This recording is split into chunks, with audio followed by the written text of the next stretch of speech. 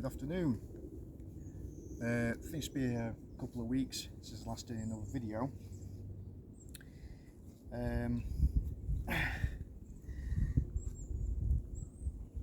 So I thought I might just come out today.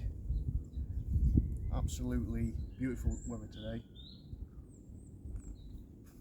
and just do not a review, just a little first impressions really on this.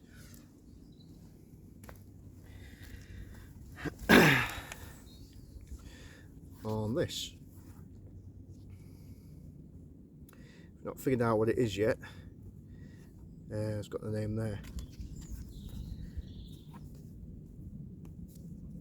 It is the D.H. Russell Grohman number 4 survival knife. There's the name there. Number 4.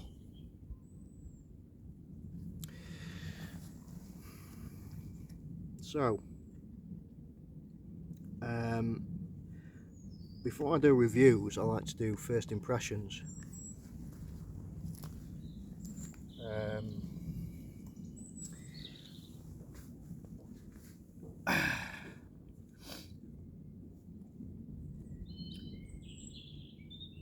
So what I'm going to do is just going to go through these specs. I'm not going to go through the history of Grohman knives and D.H. Russell, because obviously you can easily find it online, and I don't want this video to be like 2 hours long. But this has been on my radar for a while now. I've never really pushed the button, you know, when you're not too sure about something. So yeah, and ahhing, it could be weeks or months before you have the courage to press that button, that buy button, or even better if you find one of these available in the trade. I'm a member of quite a few trade groups, bushcraft trade groups and military and trade groups and things like that. But these don't come up very often on the trade groups. So, just want to get further towards the camera. As you probably know by now, I'm not the world's best cameraman. You would have thought I would have got it mastered by now, wouldn't you? So, pick this up a bit.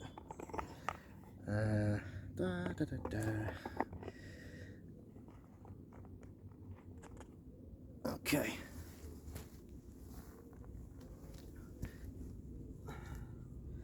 Don't know if that's worse or better. It's a little bit better, I suppose. It's higher. So yeah,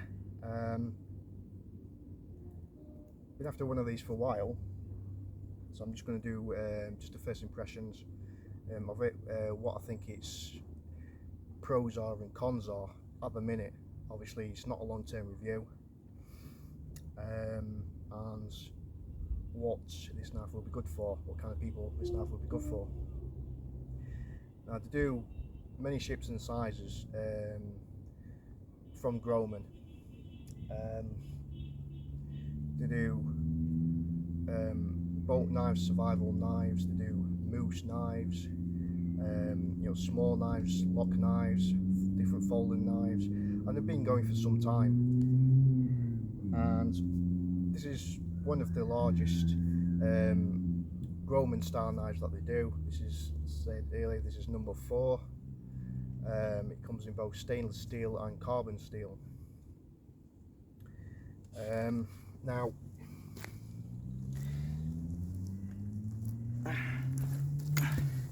probably see you better now.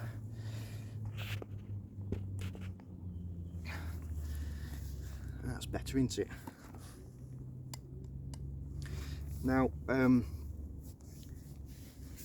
also, I've been trying to like kind of and ahhing about this blade for some time, because I wasn't too sure about this shape.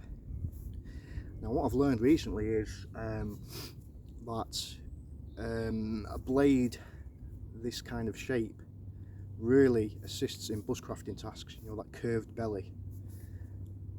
As I was talking to a good friend of mine about it the other day, about how effective a knife like this with a curved belly is really good for most bushcrafting tasks rather than a straight blade, because of the slicing ability.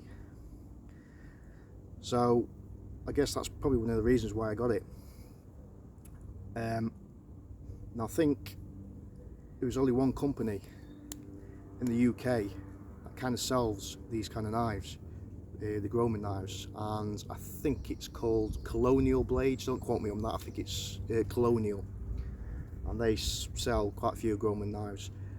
However, I didn't want the stainless steel. I wanted the carbon steel with the black micarta handles, which is what this is. And every time I went on their website, it was always out of stock. And I didn't fancy ordering from the States or Canada, which is obviously where this is made.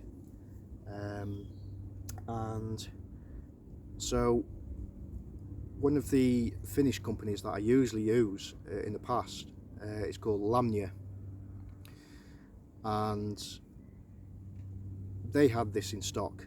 In fact, they only had one in stock, that is black micarta handles and carbon steel. But usually I only order from Lamnia, as a well-established company that they are. You know, the issue is obviously they are based in Finland, so obviously you'd have to pay tax, delivery obviously, custom charges if there is any, so the risk is always there to order from them, but they're usually quite swift anyway.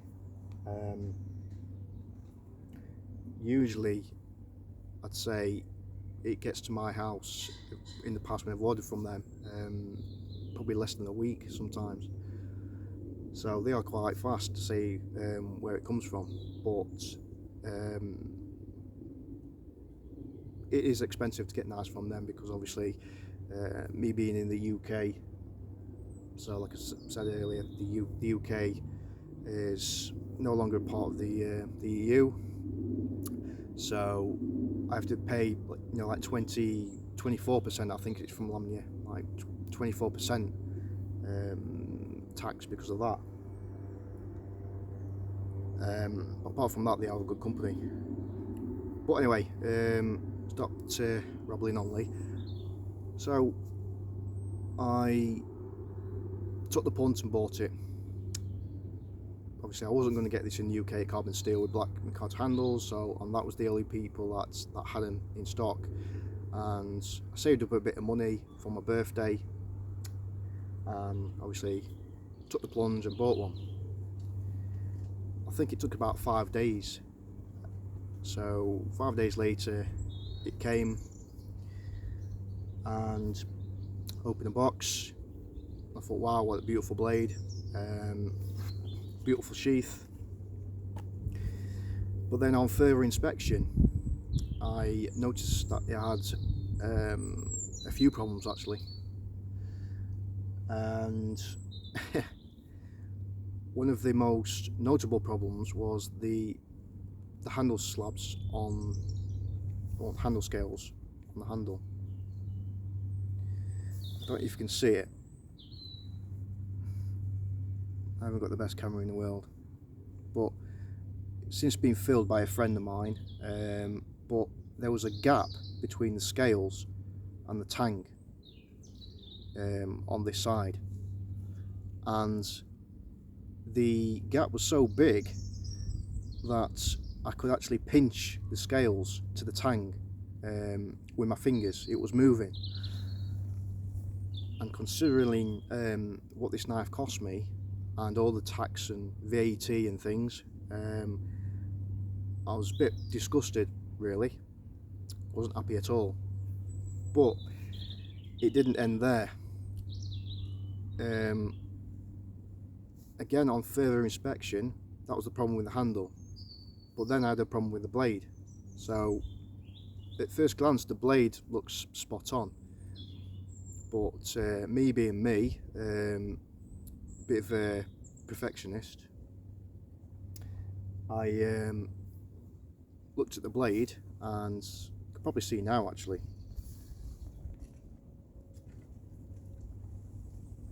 the plunge line there is uneven, so the grind was uneven on both sides. So the grind and the apex was out on one side. And again, considering the money that I paid and the reputation of the Grohman knives, again I was disgusted. I thought, well, first the handle scales look like they're coming off, and next the plunge line is out and the grind was out. But believe it or not, the problems didn't end there either. Where this drop point is here on the blade, it's kind of like a chisel tip, you know, to reinforce this area here. But the grind lines on both sides, again, it's not now because obviously I've since had this done, but when I first got it, the grind lines, you can probably see on this side where my friend has had to modify the grind there to match up with this side, but none of the grind lines matched up on this side on the tip either. So we've got the handle scales that's had a gap in the handle scales. We've got a plunge line that was uneven. We had a grind that was uneven on the apex, so I think it was running, it's got a secondary edge, so it was running about 1 millimeter on the bevel on one side and maybe about 0.5 mil on the other side. So again, that had to be addressed. Now the reason why I took it to my friend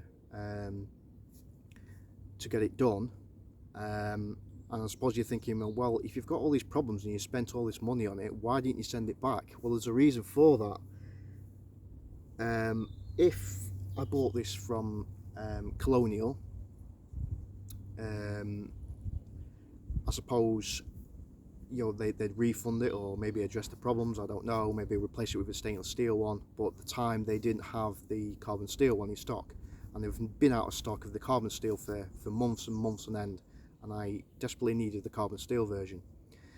So if I bought it from them, it wouldn't be a problem, because obviously they are based in the UK, but because I bought it from Lamnia, and don't get me wrong, Lamnia customer services are absolutely spot on. They always quick to respond to your messages, but unfortunately they said, if you send it back to us, we will give you money back, we'll give you a refund, because at the time they didn't have any of these in stock,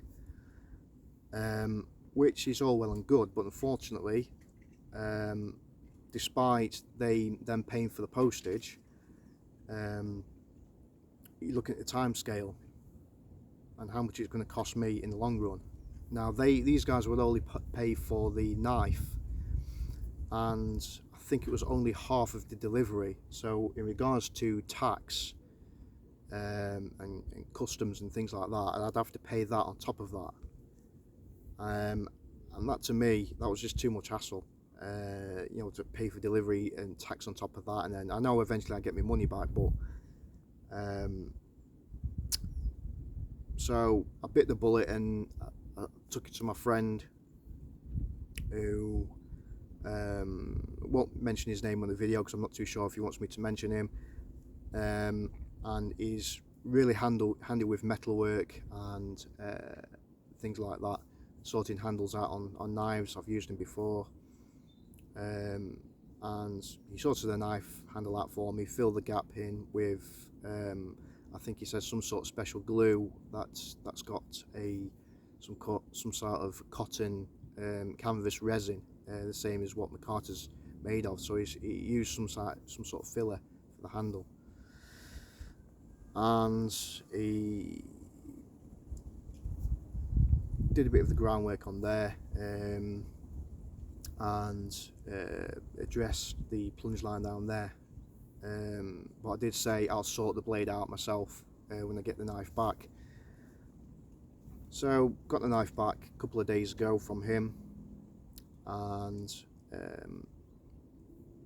before I took it out in the field today, I addressed the issue of the apex all the way along. So I got my bench stones out and then regrinded it to make it as level as I can, because as you all know, if once the apex is not level, the performance is going to be, well, not as expected, put it that way.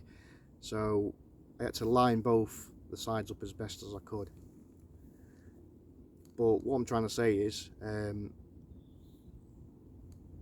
for a knife like this and the reputation that Grohman knives have got, I even contacted the Grohman as well, and they basically said that if you send it back to them, they will replace it. But the problem is, Grohman Knives is in Canada and I'm in the UK, so that would take weeks and weeks on end, and it would cost, you know, a bloody fortune in postage. So not what I expected at all from Grohman Knives, at all.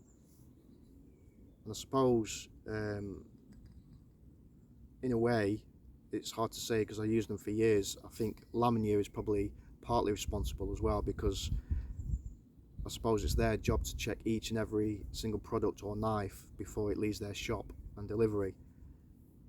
So probably a quality control issue could have been better at Thankyou, but these things happen sometimes, and sometimes they get slipped through the net. But as you can imagine, I was not happy. I was not happy bunny at all. I was spitting feathers a bit because of the price that this cost me. So what I'm going to do, I'm going to leave that there, and